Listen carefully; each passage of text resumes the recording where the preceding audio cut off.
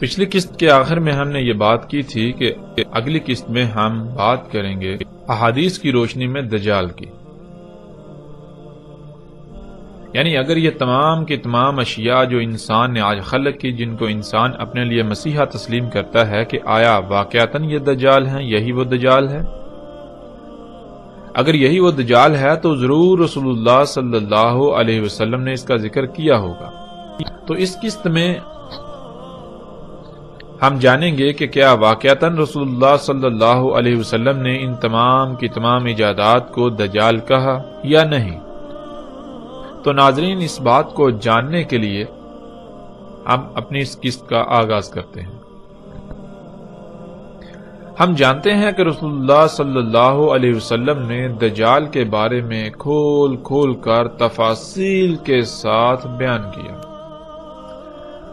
اسی طرح رسول اللہ صلی اللہ علیہ وسلم صحابہ اکرام کو دجال کے بارے میں بتا رہے تھے تو رسول اللہ صلی اللہ علیہ وسلم نے یہ کہا کہ قیامت الساعۃ سے پہلے دجال ہے، اور اس دجال سے پہلے بھی کئی دجال ہوں گے۔ رسول اللہ صلی اللہ علیہ وسلم نے قیامت الساعۃ کے قریب آنے والے دجال سے پہلے جتنے بھی دجال ہوں گے یا جو کچھ دجال ہوگا اس سب کی تفصیلات بیان کی۔ جب رسول اللہ صلی اللہ علیہ وسلم ان دجالوں کی یا قرب قیامت الساعۃ نکلنے والے دجال سے پہلے جو کچھ بھی دجال تھا، جتنے بھی دجال تھے، ان کا ذکر کر چکے، تو پھر بیان کرنے کی باری آئی اس دجال کی جو قرب قیامت الساعۃ نکلنا تھا۔ تب رسول اللہ صلی اللہ علیہ وسلم نے کہا، تحقیق یعنی ثابت شدہ، ایسا ہی ہوگا، ایسا ہو چکا کیا کہ دجال کھانا کھا چکا اور بازاروں میں گھوم پھر چکا۔ یعنی رسول اللہ صلی اللہ علیہ وسلم نے کھول کر یہ بات واضح کر دی کہ دیکھو، قرب قیامت الساعۃ جس دجال کا خروج ہونا ہے، اس سے پہلے جتنے بھی دجال ہوں گے وہ کھانا کھانے والے دجال ہوں گے، ان میں کھانا کھانے والے دجال ہوں گے۔ یعنی محمد رسول اللہ صلی اللہ علیہ وسلم نے یہ بالکل واضح کر دیا کہ قرب قیامت الساعۃ جس دجال کا خروج ہونا ہے وہ کھانا کھانے والا نہیں ہوگا جیسے انسان کھانا کھاتا ہے، وہ انسان کی طرح بازاروں میں نہیں گھومے پھرے گا۔ کہیں ایسا نہ ہو کہ تم اس کو بھی ایک انسان سمجھتے ہوئے ویسا ہی دجال سمجھ لو جو اس سے پہلے آئیں گے۔ اس لیے وہ ایسا دجال نہیں ہوگا، یعنی وہ انسان نہیں ہوگا، اور اس کی رسول اللہ صلی اللہ علیہ وسلم نے مزید وضاحت کر دی۔ محمد رسول اللہ صلی اللہ علیہ وآلہ وسلم نے کہا، دجال ہرگز انسان نہیں ہے، اس میں کچھ شک نہیں، جو دجال ہے وہ شیطان ہے، یعنی دجال شیطان ہوگا۔ پھر اسی طرح ایک اور موقع پر رسول اللہ صلی اللہ علیہ وسلم نے کہا کہ دجال انسان نہیں ہوگا، اس میں کچھ شک نہیں، دجال شیطان ہوگا۔ اور قرآن میں اللہ سبحانہ و تعالیٰ نے شیطان کسے کہا؟ اللہ سبحانہ و تعالیٰ نے ہر اس شے کو شیطان کہا جو کچھ بھی ہمارے ارد گرد کھلم کھلا موجود ہے، جو ہماری ضرورت سے زائد ہے۔ حیات الدنیا کو، دنیاوی مال و متاع کو اللہ سبحانہ و تعالیٰ نے شیطان قرار دیا، شیطان کہا قرآن میں۔ اور پیچھے ہم جان چکے، بار بار یہ بات جان چکے کہ رسول اللہ صلی اللہ علیہ وسلم نے دجال کسے کہا۔ پھر رسول اللہ صلی اللہ علیہ وسلم نے کہا کہ دجال ہوگا طرح طرح کی مخلوقات، دجال طرح طرح کی تخلیقات ہوں گی، اور ہم پر یہ بات واضح ہونی چاہیے کہ اللہ سبحان ہے، اللہ اس سے پاک ہے کہ وہ دجال خلق کرے۔ اللہ اس سے پاک ہے کہ وہ کوئی ایسی شے خلق کرے جس میں رائی برابر بھی کوئی خامی، کوئی کجی، کوئی کوتاہی ہو، کوئی عیب ہو یا کوئی نقص ہو۔ اللہ اس سے پاک ہے، اللہ کے لیے ہے ہی حمد۔ اللہ جو بھی خلق کرتا ہے وہ ہر لحاظ سے مکمل قابل تعریف ہوتا ہے۔ تو کیا دجال میں تعریف ہوگی؟ نہیں، دجال تو ہوگا ہی عیب دار، دجال تو ہوگا ہی عیوب کا منبع، خامیوں کا گڑھ ہوگا۔ تو پھر بالکل واضح ہو جاتا ہے کہ دجال کا خالق اللہ نہیں ہوگا، تو پھر کون خالق ہوگا؟ یہ بات بھی ہم پر بالکل واضح ہو چکی ہے، اور جیسے جیسے ہم آگے بڑھیں گے مزید کھل کر واضح ہوتی جائے گی کہ دجال کا خالق یعنی ان مخلوقات کا خالق انسان ہوگا۔ ان مخلوقات کی خالق وہ ذات ہوگی جس ذات کو اللہ سبحانہ و تعالیٰ نے زمین کا اختیار دیا، اور اختیار کسے دیا؟ قرآن میں بار بار بہت سارے مواقع پہ یہ بات کھل کر واضح ہے کہ انسان کو زمین کا اختیار دیا گیا، انسان کو زمین پر نائب بنایا گیا۔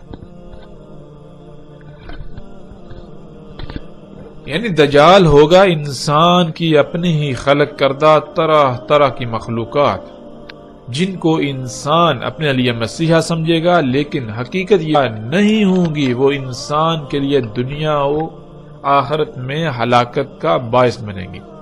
اس کے باوجود انسان ان مخلوقات کو اپنے لیے مسیحا سمجھ رہا ہوگا۔ یہی ہے ان مخلوقات کا دجال ہونا، یعنی ان مخلوقات پر دجل کا پردہ چڑھا ہوا ہوگا، تو انسان ان کے دجل کا شکار ہو جائے گا۔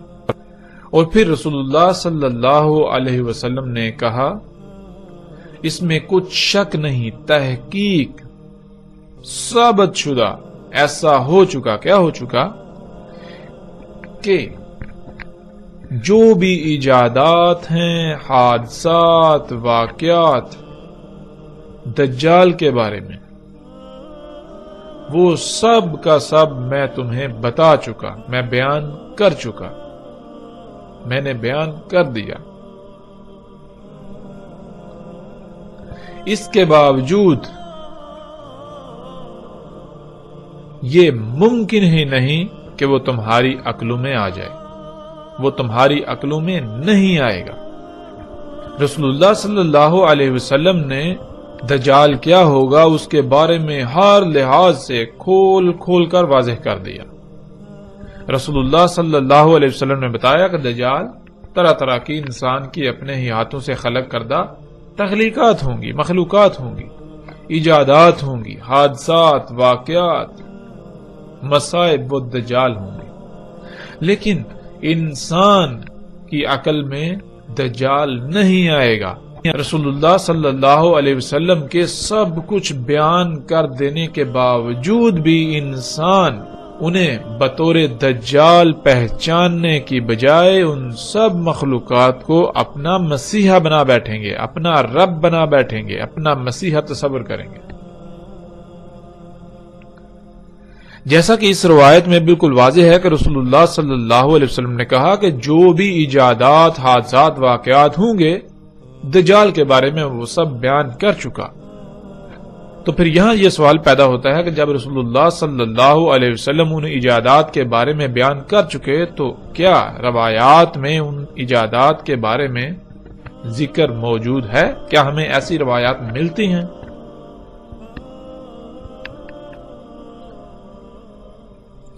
تو اب ہم احادیث میں، روایات میں دیکھیں گے کہ کیا واقعتاً ایسی روایات موجود ہیں کہ رسول اللہ صلی اللہ علیہ وسلم نے ان مخلوقات کو دجال کہا۔ تو بڑھتے ہیں قسط میں اگلے مرحلے کی طرف۔ رسول اللہ صلی اللہ علیہ وسلم نے کہا، دجال طرح طرح کی مختلف مخلوقات ہوں گی۔ ناظرین، جہاں دجال کے بارے میں رسول اللہ صلی اللہ علیہ وسلم نے بہت کچھ کھول کھول کر بیان کیا، وہیں رسول اللہ صلی اللہ علیہ وسلم نے دجال کی پہچان کے لیے ایک ایسی بات کا ذکر کیا، ایک ایسی خبر دی جو خبر کسی نبی نے اپنی قوم کو نہیں دی۔ وہ خبر کیا تھی؟ جس کا ذکر پیچھے گزر چکا، وہ خبر یہ تھی کہ دجال آور ہوگا، اور تمہارا رب یعنی اللہ سبحانہ و تعالی آور نہیں ہے۔ اور ہم نے یہ بھی جان لیا تھا کہ آور کہتے ہیں کسی بھی شے کا، کسی بھی کام کا ایک ہی پہلو دیکھ پانا، کسی بھی کام کو ایک ہی پہلو سے کر پانا، کوئی بھی کام کرنا تو وہ نامکمل کرنا، کوئی بھی کام خامیوں، خرابیوں، نقائص والا کرنا۔ تو اسی کی وضاحت میں رسول اللہ صلی اللہ علیہ وسلم نے کہا تھا، جیسا کہ اس روایت میں ہمارے سامنے ہے۔ رسول اللہ صلی اللہ علیہ وسلم نے کہا، اس کی یعنی دجال کی صلاحیت، خصوصیات، معیار اور کردار یہ ہوگا کہ وہ ہر شے میں ٹیڑھ پن پیدا کر دے گا، ہر شے کو مفلوج کر دے گا، اور یہی شے اسے یعنی دجال کو نمایاں کرے گی، یہی اس کی پہچان کا باعث ہوگی۔ یعنی رسول اللہ صلی اللہ علیہ وسلم نے کہا کہ دجال کی پہچان یہ ہے کہ دجال ہر شے میں ٹیڑھ پن پیدا کر دے گا، ہر شے کو مفلوج کر دے گا۔ یہ خامی، یہ خصلت ہی دجال کی پہچان ہوگی۔ آج ہم دیکھیں وہ کون سی مخلوقات ہیں، وہ کون سی اشیاء ہیں جنہیں انسان اپنے لیے مسیحا سمجھتا ہے، لیکن اس کے برعکس ان کی حقیقت یہ ہے کہ وہ تمام کی تمام مخلوقات میں ٹیڑھ پن پیدا کر رہی ہیں، تمام مخلوقات کو مفلوج کر رہی ہیں، خرابیاں، نقائص وغیرہ پیدا کر رہی ہیں۔ ایسی وہ کون سی مخلوقات ہیں؟ تو جب ہم دیکھیں تو ہمارے سامنے کیا آتا ہے؟ ہمارے سامنے پھر وہی طرح طرح کی انسان کی خلق کردہ مخلوقات جو پوری کائنات میں ہر شے کو مفلوج کر رہی ہیں، ہر شے میں ٹیڑھ پن پیدا کر رہی ہیں، ہر سطح پر تباہی مچا رہی ہیں۔ جب ہم ان مخلوقات کو دیکھیں تو جہاں ایک طرف یہ زمین کو مفلوج کر رہی ہیں، زمین کو کھوکھلا کر رہی ہیں، جس سے زلزلے، طوفان، آندیاں آ رہی ہیں، جس سے زمین کی پیدا کرنے کی صلاحیت متاثر ہو چکی ہے، تو وہیں انسان کی خلق کردہ ایسی اشیاء جنہیں وہ اپنے لیے فائدہ مند، اپنے لیے مسیحا تصور کرتا ہے، یعنی طرح طرح کی ادویات، طرح طرح کی ایسی اشیاء جنہیں وہ سہولتوں کا نام دیتا ہے، ان کا دوسرا پہلو کیا ہے؟ ان کا دوسرا پہلو یہ ہے کہ وہ تمام مخلوقات کو فساد زدہ کر رہی ہے، جیسا کہ آپ ان تصاویر میں دیکھ رہے ہیں۔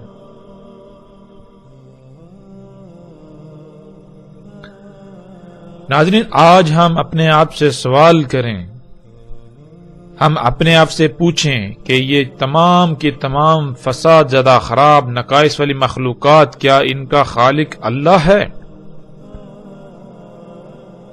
اگر ہم یہ کہیں کہ ان کا خالق اللہ ہے تو اس کا مطلب یہ ہے کہ اللہ سبحان نہیں ہے، اللہ کے لیے حمد نہیں ہے، یعنی اللہ جو کام کرتا ہے وہ عیب دار کرتا ہے، نقائص والا کرتا ہے، خامی و خرابی والا کرتا ہے۔ لیکن جب ہم دوسری طرف قرآن سے رجوع کریں، قرآن سے اپنا تعلق قائم کریں، قرآن پر اس سوال کو پیش کریں، تو قرآن تو بار بار یہ کہتا ہے کہ اللہ سبحان ہے، اللہ پاک ہے اس سے کوئی عیب دار خلق کرے۔ اللہ ظلم نہیں چاہتا، اللہ ظلم نہیں کرتا، قرآن پورے کا پورا اسی بات سے بھرا پڑا ہے۔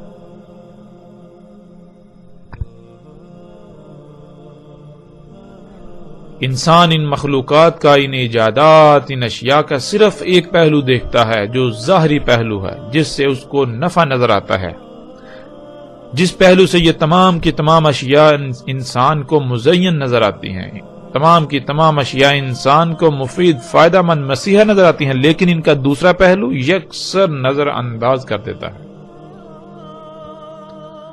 ان کے دوسرے پہلو کو یکسر نظر انداز کر دیتا ہے۔ اور وہ دوسرا پہلو کیا ہے؟ وہ دوسرا پہلو یہ ہے کہ یہ اشیاء، یہ مخلوقات کائنات کو تباہ کر رہی ہیں۔ آج موسموں کا نظام بگڑ چکا تو انسان کی انہی ایجادات کی وجہ سے، جنہیں وہ اپنے لیے مسیحا تصور کرتا ہے۔ آج زمین کی پیدا کرنے کی صلاحیت متاثر ہو چکی تو اس کی وجہ بھی یہی مخلوقات۔ آج لا تعداد بیماریاں وجود میں آ چکی ہیں جن کا ماضی قریب میں وجود تک نہیں تھا، اور ان بیماریوں سے انسان تو کیا جاندار تڑپ تڑپ کر مر رہے ہیں۔ اور ان بیماریوں کی وجہ کیا ہے؟ یہ بیماریاں وجود میں کیسی آئیں؟ ان کی وجہ یہی انسان کی خلق کردہ طرح طرح کی مخلوقات۔ آج انسان ان گاڑیوں کو، جہازوں کو، ٹرینوں کو، یعنی جدید سفری ذرائع کو اپنے لیے مسیحا تصور کرتا ہے، لیکن اس کا دوسرا پہلو کیا ہے؟ اسے یکسر نظر انداز کر دیتا ہے۔ انہی گاڑیوں کی وجہ سے، ٹرینوں جہازوں کی وجہ سے، یعنی انہی سفر کے ذرائع کی وجہ سے آج پوری دنیا دھوئیں سے بھر چکی، اور یہ دھواں تمام مخلوقات کے لیے زہر قاتل ثابت ہو رہا ہے۔ اسی دھوئیں کی وجہ سے دنیا میں ہر سال 33 لاکھ سے زیادہ انسان موت کا شکار ہو رہے ہیں، اور دنیا کی تقریباً 99% سے زیادہ آبادی کسی نہ کسی بیماری کا شکار ہے، تو وہ اسی دھوئیں کی وجہ سے۔ اسی دھوئیں کی وجہ سے کئی مخلوقات صفحہ ہستی سے مٹ گئیں، اسی دھوئیں کی وجہ سے موسموں کا نظام درہم برہم ہو چکا، اسی دھوئیں کی وجہ سے لا تعداد بیماریاں، حامیاں، خرابیاں پیدا ہو چکی۔ لیکن اس کے باوجود جب کسی سے سوال کیا جائے، کسی سے پوچھا جائے، تو اس کا جواب یہی ہوگا کہ یہ گاڑیاں، یہ جہاز، یہ جدید ترین سفر کے ذرائع انسان کے لیے مسیحا ہیں، فائدہ مند ہیں۔ رسول اللہ صلی اللہ علیہ وسلم نے کہا، دجال کا ایک ید لمبا ہوگا دوسرے سے۔ ناظرین، ہم انسان ہیں تو جب لفظ ید آتا ہے تو فوراً ہمارے ذہن میں ہمارے ہاتھ کا نقشہ ظاہر ہو جاتا ہے، اور ہم ید کے معنی ہاتھ کے لے لیتے ہیں۔ لیکن عربی میں ہاتھ کو ید نہیں کہتے، بلکہ عربی میں ید کہتے ہیں ایسی قوت کو جس سے کچھ کیا جا سکے۔ اگر یہ لفظ عالم مادہ کے لیے استعمال ہوگا تو اس کے معنی ہوں گے ایسا آلہ جس میں قوت ہوتی ہے اور جس سے کچھ کیا جا سکے، کچھ بنایا جا سکے۔ اسی وجہ سے انسان کی ذات میں ایسے آلے کو ہاتھ کہا جاتا ہے۔ اور اگر یہی لفظ عالم نور کے لیے استعمال ہوگا یا عالم نار کے لیے استعمال ہوگا تو وہاں وہ عالم مادہ سے ماورا ہوگا۔ مثال کے طور پر آج ہم پہاڑوں کو اپنی آنکھوں سے دیکھتے ہیں، لیکن اگر ایسا ہوتا کہ پہاڑ اللہ کے غیب میں سے ہوتے، یعنی انسان انہیں نہیں دیکھ سکتا، انسان انہیں نہ دیکھ سکتا ہوتا اور پہاڑوں کے لیے لفظ ید کا استعمال کیا جاتا، تو انسان یہی سمجھتا کہ جبال نامی مخلوق کے بھی ایسے ہی ید یعنی ہاتھ ہوتے ہیں جیسے ہمارے ہیں، جیسے انسان کے ہیں۔ لیکن حقیقت اس کے بالکل برعکس ہے۔ لفظ ید کے سب سے آسان معنی یہ ہے کہ جو خصوصیات انسان کے ہاتھ میں پائی جاتی ہیں، جیسے اس سے کچھ پکڑا جاتا ہے، اٹھایا جاتا ہے، اٹھا کر ادھر ادھر رکھا جاتا ہے، دھکیلا جاتا ہے وغیرہ، جس شے میں بھی یہ خصوصیات یا ایسی قوت پائی جائے وہ شے ید کہلائے گی۔ ناظرین، آگے بڑھنے سے پہلے ہمیں یہاں اس بات کی مزید وضاحت کرنا ضروری ہے، کیونکہ جب تک ہم اس کو مزید واضح نہیں کریں گے تب تک آگے آنے والی روایات کو ہم نہیں سمجھ سکیں گے۔ آگے آنے والی روایات میں ایسے الفاظ موجود ہیں جن کو سمجھنے کے لیے ہمیں یہ علم ہونا چاہیے کہ عربی کیا ہے۔ ناظرین، دین کو سمجھنے اور بالخصوص فتنہ دجال سمیت ساتھ کی علامات سے متعلق تمام معاملات کو سمجھنے کے لیے یہ بہت ضروری ہے کہ ہم سب سے پہلے عربی زبان کی اہمیت کو جان لیں۔ عربی کیا ہے؟ عربی دنیا کی واحد ایسی زبان ہے جس کا ترجمہ دنیا کی کسی بھی زبان میں نہیں کیا جا سکتا۔ عربی دنیا کی واحد ایسی زبان ہے جو ہر وقت اور ہر شے کا احاطہ کرتی ہے، یعنی مثال کے طور پر آج کوئی ایسی شے جس کا وجود نہیں اور کل کو وہ وجود میں آتی ہے تو اس شے کا کوئی نہ کوئی نام تجویز کیا جائے گا جو پہلے سے اس زبان میں موجود نہیں ہوگا۔ جیسے کہ ہم گاڑی ہی کو لے لیں، اردو میں لفظ گاڑی کے وجود سے پہلے اپنا کوئی وجود نہیں رکھتا تھا. اسی طرح انگلش میں لفظ کار کی تخلیق سے پہلے اپنا کوئی وجود نہیں رکھتا تھا. جب شے وجود میں آئی اس کے بعد یہ لفظ وجود میں آیا. لیکن عربی دنیا کی واحد ایسی زبان ہے جو اس خامی سے بالکل پاک ہے. عربی دنیا کی واحد ایسی زبان ہے جس کا ہر لفظ بہت ہی وسعتوں کا حامل ہے. کوئی بھی شے جو پہلے وجود نہیں رکھتی تھی اور بعد میں وجود آئے گی یا بعد میں وجود آئے، عربی میں اس کا نام پہلے سے ہی طے کر دیا گیا. یعنی عربی میں آپ کسی بھی لفظ کا اضافہ نہیں کر سکتے. جو بھی نئی ایجاد آپ کریں گے اس کے لیے پہلے سے ہی عربی میں نام موجود ہوگا. البتہ اس شے کی الگ سے پہچان اور نشاندہی کے لیے آپ الگ سے کوئی لفظ ایجاد کر سکتے ہیں، مگر وہ لفظ عربی زبان کا حصہ نہیں ہوگا اور نہ ہی وہ لفظ عربی کہلائے گا، بلکہ وہ کسی اور زبان کا لفظ عربی لہجے کے ساتھ روزمرہ کے استعمال میں لایا جائے گا. جیسے لفظ فیس بک یا ٹویٹر کو ہی لے لیا جائے، جب عربی کے اصل سے ان کے لیے کوئی لفظ استعمال کیا جائے گا تو وہ لفظ استعمال کیا جائے گا جو فیس بک اور ٹویٹر وغیرہ کی صفات کا احاطہ کرے. لیکن موجودہ دور کے تقاضے کو سامنے رکھتے ہوئے یہی لفظ عربی لہجے کے ساتھ استعمال کیے جائیں گے جو کہ وقت کی ضرورت ہے. لیکن یہ لفظ یا یہ الفاظ عربی کا حصہ نہیں کہلائیں گے اور نہ ہی ان الفاظ کو اصل خالص عربی میں داخل کیا جا سکتا ہے. عربی کو سمجھنے کے لیے یہاں ہم چند الفاظ کو مثال کے طور پر سامنے رکھ لیتے ہیں. مثلا لفظ راس کو ہی لے لیں.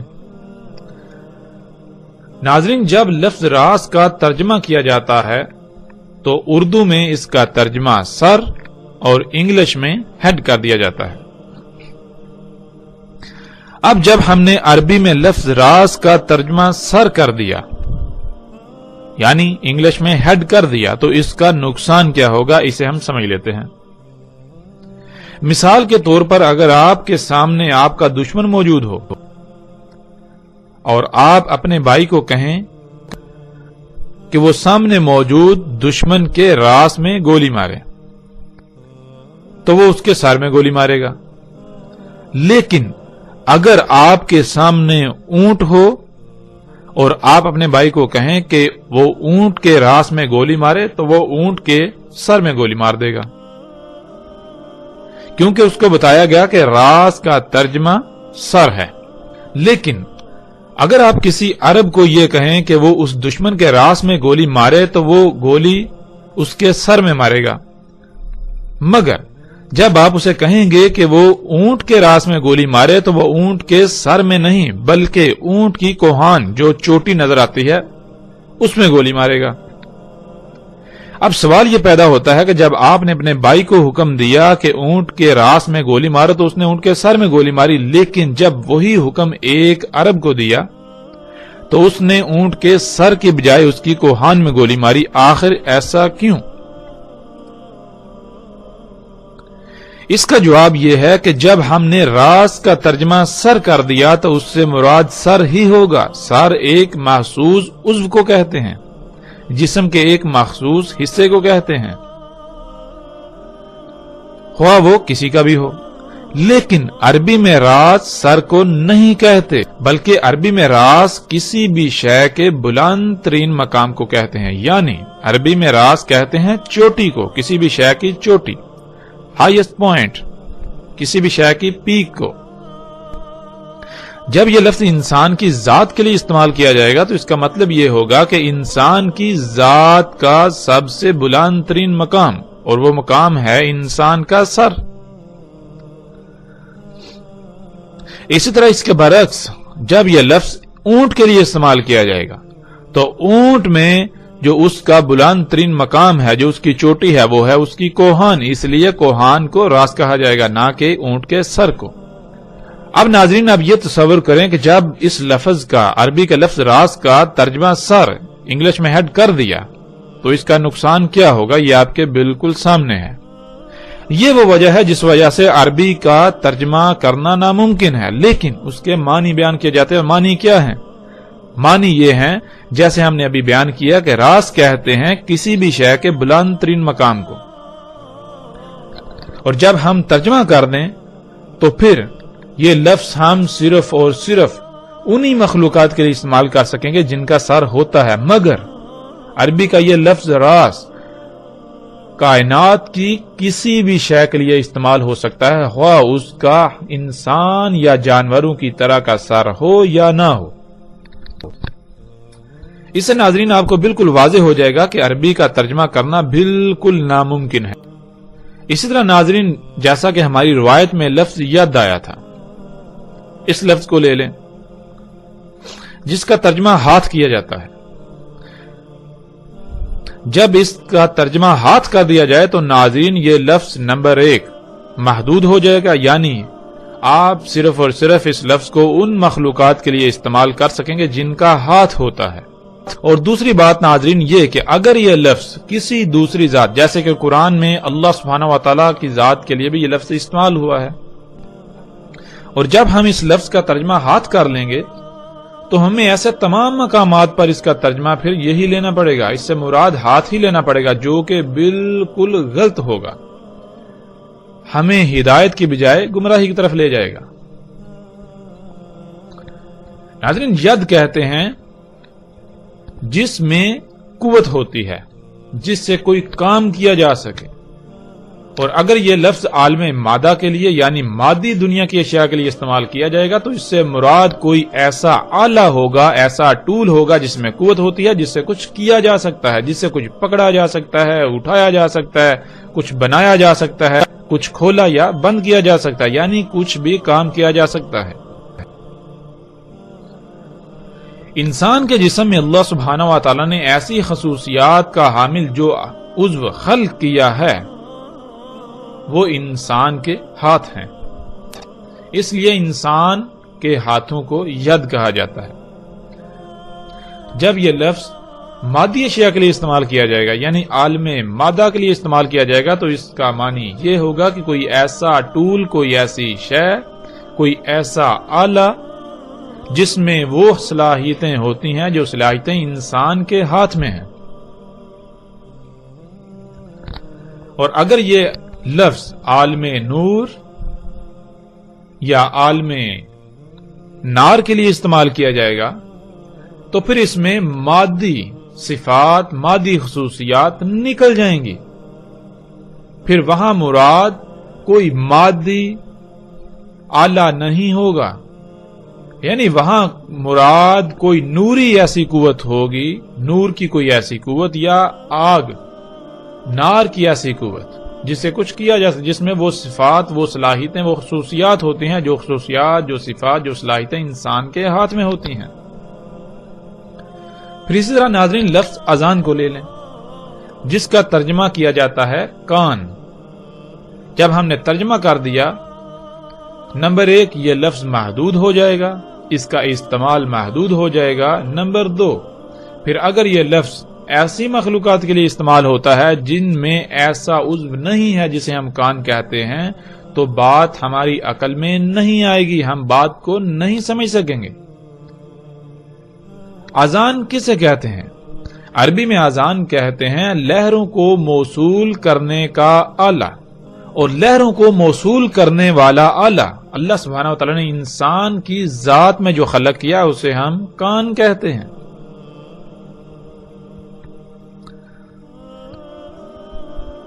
آواز کی حقیقت کیا ہے؟ آواز کی حقیقت لہریں ہیں۔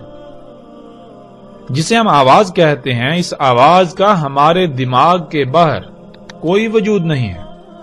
ہمارے دماغ کے باہر بنیادی طور پر لہریں ہیں جنہیں ہم آواز کی لہروں کا نام دیتے ہیں، یا انگلش میں ساؤنڈ ویوز۔ یہ لہریں سفر کرتی ہیں، جب یہ لہریں کسی ایسے آلے سے ٹکراتی ہیں جو ان کو موصول کرنے کی صلاحیت رکھتا ہے تو انہیں وصول کر لیتا ہے، اور ایسا آلہ اللہ سبحانہ و تعالیٰ نے ہماری ذات میں جو خلق کیا انہیں ہم کان کہتے ہیں۔ کان ہمارے آواز کی لہروں کو موصول کرتے ہیں، اس کے بعد ان لہروں کو بجلی کے سگنلز میں تبدیل کرتے ہوئے دماغ میں بھیجتے ہیں۔ دماغ کا متعلقہ حصہ ان لہروں کا ادراک کرتا ہے جسے ہم آواز کہتے ہیں۔ آواز محض ہمارے دماغ کا ادراک ہے، اس کی حقیقت لہریں ہیں۔ تو ناظرین، عربی میں اذان کہتے ہیں لہروں کو موصول کرنے والا آلہ، اور آج ہم ایسے تمام آلات کو سامنے رکھ لیں جن میں ایسی صلاحیتیں ہیں، ایسی خصوصیات ہیں۔ وہ کیا ہیں؟ آج ہم انہیں کیا کہتے ہیں؟ آج ہم انہیں انٹینا کہتے ہیں، جیسا کہ آپ تصاویر میں دیکھ رہے ہیں۔ اور ناظرین، یہی وہ اذان ہے جس کا ہم ترجمہ کان کر دیتے ہیں، جو یاجوج اور ماجوج کے بارے میں روایات میں آیا ہے کہ ان کے اذان اتنے بڑے ہوں گے کہ ان میں سے ایک کو نیچے بچھائیں گے اور دوسرے کو اپنے اوپر اوڑھ لیں گے۔ اور آج یہ منظر ہم اپنی آنکھوں سے دیکھ رہے ہیں، جس کا ذکر یاجوج اور ماجوج کے باب میں بہت ہی صراحت کے ساتھ آ جائے گا۔ اسی طرح ناظرین، لفظ لسان کو لے لیں جس کا ترجمہ زبان کیا جاتا ہے۔ پھر وہی بات، جب اس لفظ کا ترجمہ زبان کر دیا جائے گا تو ایک تو یہ لفظ محدود ہو جائے گا، دوسرا پھر اگر یہ لفظ ایسی مخلوقات کے لیے استعمال ہوتا ہے جن میں انسان یا جانوروں کی طرح کی زبان نہیں ہے تو ہم اس کو سمجھنے سے قاصر رہیں گے۔ ہم اس مخلوق میں ایسی زبان تلاش کرتے رہیں گے لیکن وہ ہمیں نہیں ملے گی۔ تو پھر لسان کسے کہتے ہیں؟ ناظرین، لسان کہتے ہیں لہروں کو پیغام میں ڈالنے والا آلہ۔ مثال کے طور پر آپ جب زبان سے بولتے ہیں تو کیسے بولتے ہیں؟ اس کی حقیقت کیا ہے؟ اللہ سبحانہ و تعالیٰ نے انسان کے حلق میں ایک گوشت کا لوتھڑا خلق کیا ہوا ہے۔ جب انسان بولتا ہے تو وہ لوتھڑا بہت تیزی سے ارتعاش کرتا ہے، حرکت کرتا ہے، تھر تھراتا ہے، جس سے بالکل ایسی ہی لہریں وجود میں آتی ہیں۔ خالی جگہ پر خلا میں ایسی لہریں وجود میں آتی ہیں جیسے بالکل پانی میں پتھر پھینکنے سے لہریں وجود میں آتی ہیں۔ پھر ناظرین، زبان جب حرکت کرتی ہے تو وہ ان لہروں کو ایسی فریکوینسی میں ڈالتی ہے جس میں وہ پیغام ہوتا ہے جو آپ کسی کو دینا چاہتے ہیں۔ زبان ان لہروں کو پیغام کی شکل میں ڈالنا شروع کر دیتی ہے۔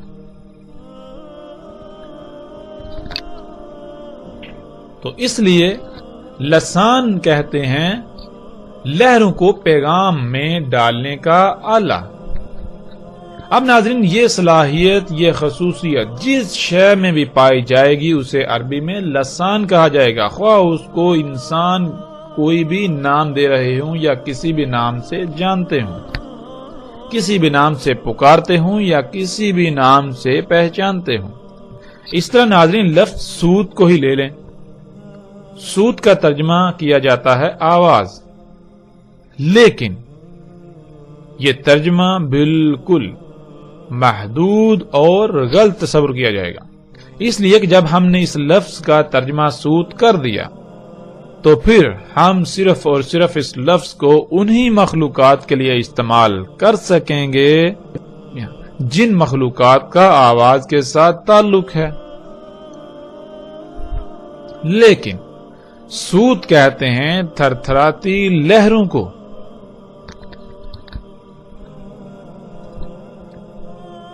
انسان جب ان تھر تھراتی لہروں کا ادراک کرتا ہے تو اس ادراک کو ہم آواز کہتے ہیں۔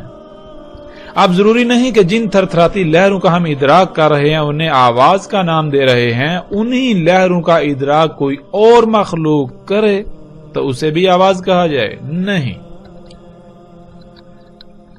تھر تھراتی لہروں یعنی صوت کا ادراک ہر مخلوق کا الگ الگ ہے۔ پھر اسی طرح ناظرین، ایک لفظ ہے الشار۔ اس لفظ کا ترجمہ بالوں کا کر دیا جاتا ہے۔ جو بال انسان کے جسم پر یا سر پر موجود ہیں، جو بال انسان کے جسم یا سر پر پائے جاتے ہیں، حالانکہ یہ ترجمہ بالکل غلط ہے۔ الشر کسے کہتے ہیں؟ ناظرین، الشر کہتے ہیں اس مواد کو جس مواد سے انسان کے جسم پر یا انسان کے سر پر بال وجود میں آتے ہیں۔ اور آج جب ہم غور و فکر کریں کہ یہ بال ہمارے کس شے سے وجود میں آئے، کس مواد سے وجود میں آئے، تو بات بالکل کھل کر سامنے آ جاتی ہے۔ تو آج ہم اس مواد کو لچکدار پلاسٹک، نائلون، لک یعنی اسفلٹ اور پینٹ وغیرہ کا نام دیتے ہیں۔ کسی بھی شے پر پائے جانے والے فلیکسیبل یعنی لچکدار پلاسٹک، نائلون، پینٹ اور اسفلٹ وغیرہ کو عربی میں الشر کہتے ہیں۔ اگر یہ لفظ پرندوں کے لیے استعمال کیا جائے گا تو ان کے پروں میں موجود بالوں کو کہا جائے گا۔ اگر یہ لفظ بیڑوں کے لیے استعمال کیا جائے گا تو اس سے مراد ان کے جسم پر موجود نائلون، لچکدار پلاسٹک یعنی ان کی اون کو کہا جائے گا۔ قرآن میں اللہ سبحانہ و تعالیٰ نے کہا کہ انسان کو 3 سے خلق کیا گیا۔ 3 کہتے ہیں کالے رنگ کے کیچڑ کو جو زمین میں پایا جاتا ہے، جو زمین کے عناصر سے وجود میں آیا۔ زمین کے ان عناصر میں ایک عنصر موجود ہے جسے الشر کہا جاتا ہے، اور آج موجودہ دور میں ہم اس کو لچکدار پلاسٹک، نائلون، اسفلٹ یا پینٹ وغیرہ کا نام دیتے ہیں۔ پھر اسی طرح ناظرین، لفظ عین جس کا ترجمہ آنکھ کا کیا جاتا ہے۔ ناظرین، جب بھی یہ لفظ ہمارے سامنے آتا ہے تو اس سے مراد آنکھ لے لیا جاتا ہے، جیسے انسان یا جانوروں کی آنکھ۔ لیکن عربی میں عین کہتے ہیں ایسے آلے کو جو رنگوں کا ادراک کرتا ہے۔ انسان کی ذات میں اللہ سبحانہ وتعالی نے ایسا آلہ جو خلق کیا جو رنگوں کا ادراک کرتا ہے، اسے ہم آنکھ کہتے ہیں۔ اور عربی میں ہر اس شے کو عین کہا جائے گا، ہر اس شے کو، ہر اس آلے کو عین کہا جائے گا جو رنگوں کا ادراک کرتا ہے۔ آج ہم جب اپنے ارد گرد غور و فکر کریں، ارد گرد دیکھیں، تو ہمیں بالکل واضح ایسے آلات نظر آئیں گے جو رنگوں کا ادراک کرتے ہیں۔ یعنی عربی میں عین کہتے ہیں اس شے کو جس میں وہ تمام صلاحیتیں، خصوصیات پائی جاتی ہیں، جو خصوصیات، جو صلاحیتیں انسان یا جانور کی آنکھ میں پائی جاتی ہیں۔ پھر اسی طرح ناظرین، لفظ طیر آ جاتا ہے جس کا ترجمہ کر دیا جاتا ہے پرندہ۔ حالانکہ طیر عربی میں کہتے ہیں ہر اس شے کو جو ہوا میں یعنی جو فضا میں اڑتی ہے، جو فضا میں تیرتی ہے۔ لیکن جب ہم نے اس کا ترجمہ پرندہ کر دیا تو ہم اس سے مراد کیا لیں گے؟ ہم اس سے پھر مراد لیں گے وہ پرندے جو اللہ سبحانہ تعالیٰ نے خلق کیے، جو ہمیں ہواؤں میں اڑتے ہوئے نظر آتے ہیں۔ لیکن یہ ترجمہ بالکل غلط ہوگا۔ طیر کہتے ہیں ہر اس شے کو جو ہوا میں اڑتی ہے، جو فضا میں سفر کرتی ہے۔ ہم نے عربی کے کچھ الفاظ کو سامنے رکھا اور ان کے اوپر مختصراً سی بات کی، جس سے یہ بات کھل کر واضح ہو جاتی ہے کہ عربی کا ترجمہ کرنا بالکل ناممکن ہے، خواہ وہ دنیا کی کوئی بھی زبان ہو۔ دنیا کی کسی بھی زبان میں عربی کا ترجمہ نہیں کیا جا سکتا۔ اگر ہم نے عربی کا ترجمہ کر دیا تو ہم بات کو سمجھنے کے بجائے مزید دور چلے جائیں گے۔ ناظرین، جب ہم عربی کے اس اصول کو سمجھ لیں گے، اپنے ذہن میں بٹھا لیں گے، تو ہمارے لیے بات کو سمجھنا انتہائی آسان ہو جائے گا۔ دنیا کی کوئی شے، کوئی سوال ہمارے لیے سوال نہیں رہے گا۔ کوئی بھی ہمیں گمراہ نہیں کر پائے گا، کوئی بھی انسان یا کوئی بھی ہمیں اپنی باتوں میں گما پھرا کر ورگلا نہیں سکے گا۔ عربی کے اس اصول کو سامنے رکھتے ہوئے اب ہم اس روایت پر نگاہ دوڑاتے ہیں۔ رسول اللہ صلی اللہ علیہ وسلم نے کہا، دجال کا ایک آلہ جس میں وہ خصوصیات، وہ صلاحیتیں ہوں گی، جو خصوصیات، جو صلاحیتیں انسان کے ہاتھ میں ہوتی ہیں، یعنی جس سے کچھ پکڑا جا سکے، جس سے کوئی کام کیا جا سکے، وہ لمبا ہوگا دوسرے کی نسبت. یعنی دجال کا ایک آلہ تو لمبا ہوگا اور دوسرا آلہ اس سے چھوٹا.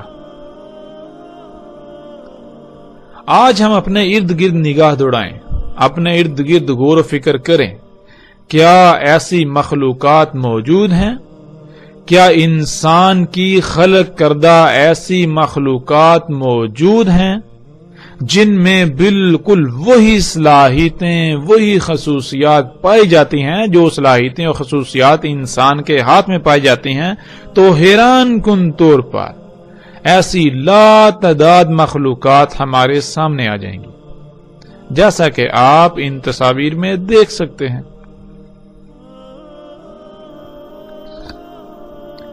ناظرین، جیسا کہ رسول اللہ صلی اللہ علیہ وآلہ وسلم نے کہا کہ دجال کا ایک ید، یعنی دجال کا وہ ایک آلہ جس میں وہ خصوصیات ہوں گی جو خصوصیات انسان کے ہاتھ میں ہوتی ہیں، وہ ایک کی نسبت دوسرا لمبا ہوگا.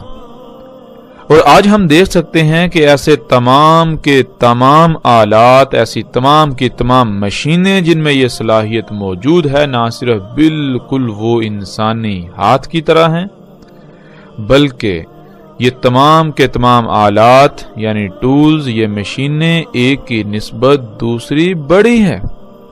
جب آپ ان تمام آلات کو سامنے رکھیں تو آپ کو نظر آئے گا کہ جہاں ایک آلہ چھوٹا، دوسرا اس کی نسبت بڑا ہوتا ہے، تیسرا دوسرے کی نسبت بڑا، چوتھا تیسرے کی نسبت بڑا، پانچواں چوتھے کی نسبت بڑا، چھٹا پانچویں کی نسبت بڑا. اس طرح یہ تمام آلات ایک دوسرے سے بڑے ہیں. یعنی دجال کا ید ایک کی نسبت دوسرا بڑا ہے، ایک کی نسبت دوسرا لمبا ہے. اسی طرح سکرین پر نظر آنے والی یہ مشینیں، ان کو آپ دیکھ سکتے ہیں کہ ایک چھوٹی، دوسری پہلی سے بڑی، تیسری دوسری سے بڑی، چوتھی تیسری سے بڑی، پانچویں چوتھی سے بڑی، چھٹی پانچویں سے بڑی، اس طرح بالترتیب ایک دوسرے سے بڑی ہیں. تو یہ ہے ناظرین دجال کا ید، یہ طرح طرح کی مشینیں جن میں وہ تمام خصوصیات پائی جاتی ہیں جو خصوصیات انسانی جسم کے ہاتھ میں پائی جاتی ہیں.